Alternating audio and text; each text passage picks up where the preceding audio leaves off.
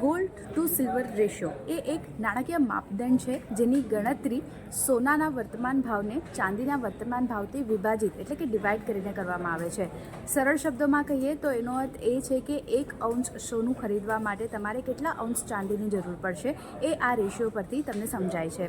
આ રેશિયો એ નક્કી કરવામાં મદદ કરે છે કે સોના ચાંદી બંનેમાંથી મૂલ્ય કોનું સૌથી વધારે છે. છેલ્લા 40 વર્ષની વાત કરી લઈએ અને નજર કરી લઈએ તો અત્યાર સુધી જે ઐતિહાસિક સરેરાશ રેશિયો 50ની આસપાસ હતો, પરંતુ કોવિડ બાદ આ રેશિયો જે છે તે આપણને બદલાતો જોવા મળ્યો છે અને 80ની આસપાસ જે છે તે આપણને થતો દેખાયો હતો. એનો અર્થ એ થાય છે કે સોનાનું મૂલ્ય ચાંદી કરતાં વધારે છે અને ચાંદીનું ઓછું છે. જો આ રેશિયો 80થી નીચે જાય છે તો કહી શકાય છે કે ચાંદીનું મૂલ્ય સોના કરતાં વધારે છે.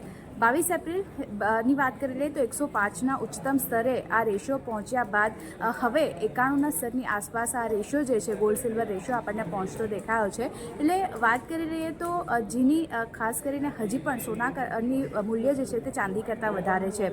પણ જે રીતે અત્યારે ભૌગોલિક પરિસ્થિતિઓ બનતી દેખાઈ રહી છે, સ્થાનિક બજારમાં ચાંદીમાં જે રીતે નવા રેકોર્ડ સ્તર બની રહ્યા છે, તો એને કારણે આ ગોલ્ડ સિલ્વર રેશિયો જે છે તે 3 વર્ષના નીચલા સ્તરની પાસે આપણને પહોંચતો દેખાયો છે. એનો અર્થ એ થાય છે કે હવે ધીરે ધીરે ચાંદી જે છે તે સોનાને આઉટપરફોર્મ કરતી દેખાઈ શકે છે. ચાંદીમાં રિકવરી જે રીતના આવતી દેખાઈ રહી છે એને જોતાં આ ગોલ્ડ સિલ્વર રેશિયો હવે ખાસ કરીને આપણે જોઈએ તો 91ની પાસે ફરી એકવાર પહોંચતો દેખાયો છે, 90ના સ્તરની પાસે ફરી એકવાર પહોંચતો દેખાયો છે. એનો અર્થ એ થાય છે કે હવે ચાંદી જે છે તે સોનાને આઉટપરફોર્મ કરતી આવનાર દિવસોમાં જોવા મળતી દેખાઈ શકે છે.